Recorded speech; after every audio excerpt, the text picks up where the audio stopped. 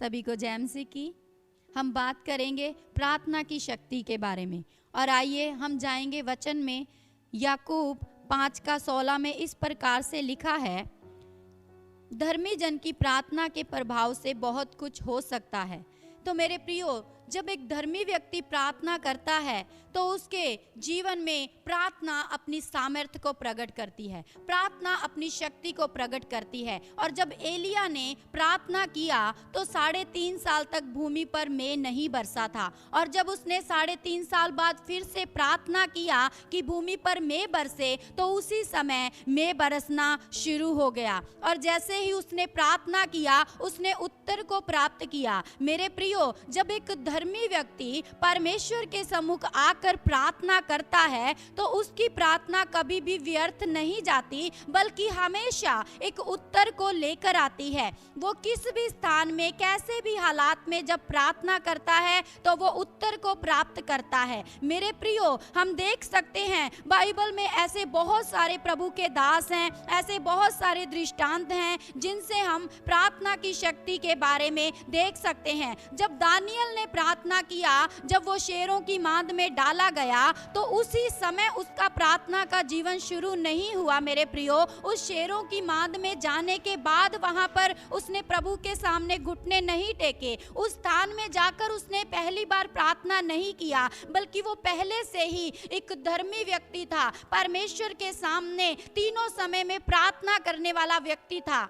और दानियल की प्रार्थना का उत्तर उसने शेरों की मांद में ही प्राप्त किया मेरे प्रियो, और शेर उसको हानि नहीं पहुंचाने पाए। वहां पर हम देखते हैं कि परमेश्वर का एक दूत आकर वहां पर हालेलुया शेरों के मुंह को बंद करता है, और वहां पर हालेलुया दानियल को शेरों से हालेलुया बचाने वाला परमेश्वर और उसका दूत उसके साथ था। हम कब प्रार्थना करते हैं? जब हमारे जीवन में समस्या आ जाती है, जब हमारे जीवन में परेशानी आ जाती है, जब हम हालेलुया बीमारियों से घिरे हैं, जब हम बीमारी के बिछौने में पड़े हैं, जब हम उठ नहीं सकते, तब हम परमेश्वर को याद करते हैं। लेकिन एक जो धर्मी व्यक्ति है वो लगातार निरंतर परमेश्वर को याद करता है, परमेश्वर के सामने प्रार्थना करता है। मेरे प्रियो, उस दुख में तो हम प्रभु को याद कर लेते हैं, लेकिन जब वो समस्या हमारे जीवन से बाहर हो जाती है, फिर से हम उन्हीं हालातों में चले जाते हैं जहां से हम निकल कर आए थे, और फिर से हम पास्टर के पास जाते हैं,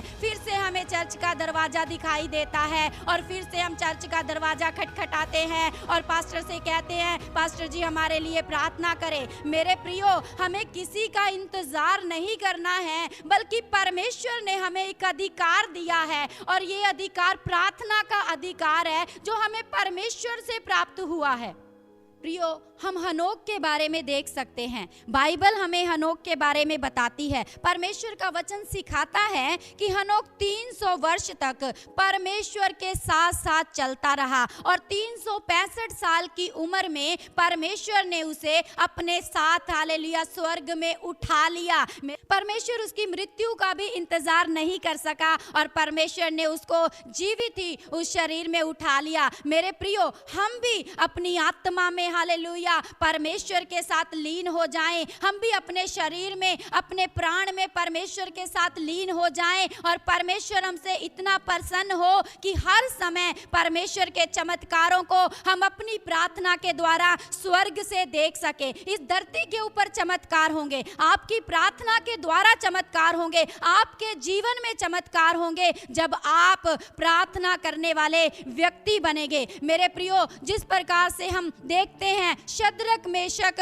अबेदनगो के बारे में, उन्हें जलती हुई आग की भट्टी में डाला गया, लेकिन वहां पर हालेलुया वो आग उनको हानि पहुंचाने नहीं पाई, उनके बाल तक नहीं जले, उनके हालेलुया मोजे तक नहीं जले, और कोई भी हालेलुया आग की दुर्गंध तक उनमें नहीं पाई गई। मेरे प्रियो, तो इसी तरह से अगर हमें भी अपने जीवन में चमत्कार चाहिए, हमें भी अपने जीवन में चाहिए कि हमें हर दिन दिन हमारी प्रार्थना का उत्तर चाहिए, हमें हमारे जीवन में आशीष चाहिए, हमें बरकतें चाहिए, हमें चंगाइयाँ चाहिए, हमें स्वर्गीय जीवन चाहिए, हमें उद्धार चाहिए। तो मेरे प्रियो, आपको संकल्प करना पड़ेगा कि आपको एक धर्मी व्यक्ति जैसे प्रार्थना करने वाला जन बनना है। जब आप हालेलुया प्रार्थना करने वाले जन बनेंगे, तब आपके जीवन में परमेश्वर हर दिन चमत्कार करेगा, हर दिन आपके जीवन को आशीषित करेगा, हर दिन आप उत्तर को प्राप्त करेंगे।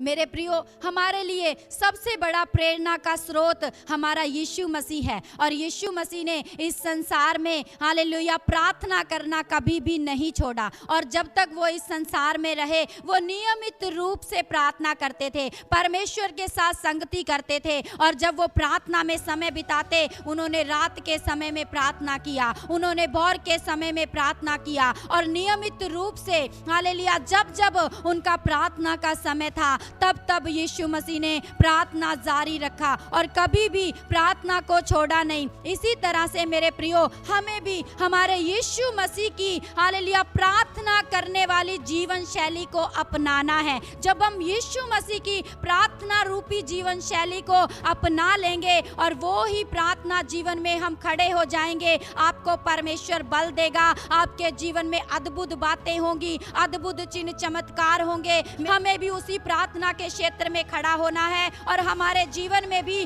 बड़े बड़े चिन्ह चमत्कार होंगे। और हालेलुया बिना प्रार्थना के हम किसी भी हालेलुया चिन्ह चमत्कार को हमारे जीवनों में नहीं देख सकते। सबसे बड़ी बात है, एक मसीही व्यक्ति के जीवन में प्रार्थना होना बहुत ज्यादा जरूरी है। बिना प्रार्थना के मसीही जीवन हमारा हालेलुया बेकार है। मेरे प्रियो, हमें प्रार्थना करने वाले व्यक्ति बनना है, ताकि हम प्रार्थना में हर दिन अपने जीवन में अद्भुत आशीषों को, चमत्कारों को, चंगाइयों को, छुटकारों को प्राप्त करें। मेरे प्रियो, हमें प्रार्थना के लिए जागृत रहना है, और जब आप प्रार्थना में जागृत रहेंगे, परमेश्वर के अद्भुत कामों को देखेंगे, प्रार्थना की हालेलुया शक्ति को देखेंगे, प्रार्थना में किए गए चमत्कारों को देखेंगे, चंगाइयों को देखेंगे, और आप प्रार्थना में जागृत हो जाएं। ये संकल्प करें, दृढ़ फैसला लें, ताकि परमेश्वर आपको अनुग्रहित करे। इस वचन के द्वारा प्रभु आप सबको आशीष करे। God bless you.